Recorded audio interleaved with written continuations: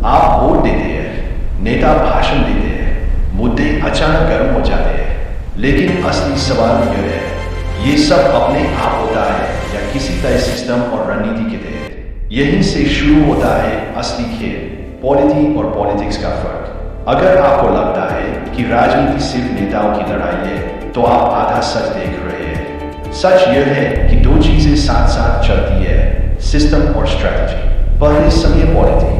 Polity किसी देश की राजनीतिक व्यवस्था है, यानी देश कैसे चलेगा, कानून कौन बनाएगा, सत्ता किसके पास होगी और जनता के अधिकार कैसे सुरक्षित रहेंगे, इसका पूरा ढांचा। सीधे शब्दों में, देश चलाने की कानूनी और संस्थागत व्यवस्था पॉलिटी। भारत में उदाहरण दीजिए, कानून बनाती है भारतीय संसद, देश चलता है भारतीय संविधान के नियमों से, गलत फैसले पर रोक लगाती है सुप्रीम कोर्ट। इनकी तय भूमिका और अधिकारों का जो संतुलन है, वही पॉलिटी है, यानी खेल का मैदान, उसके नियम और रेफरी। अब समझिए पॉलिटिक्स। पॉलिटिक्स क्या है? Right issue, right time, right design.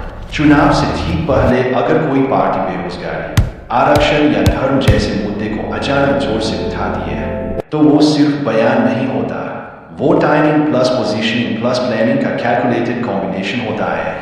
यानी पॉलिटिक्स तय करती है खेल कैसे होगा, पॉलिटिक्स तय करती है चाल कब और कैसे चलेगी। Final punch. राजनीति सिर्फ सत्ता नहीं है, ये सिस्टम और रणनीति का संतुलन है। अगर आप सिर्फ नेताओं को देखेंगे तो कहानी अधूरी रहेगी, लेकिन अगर आपने पॉलिटी और पॉलिटिक्स दोनों समझ लिए, तो सत्ता का असली गणित समझ गए।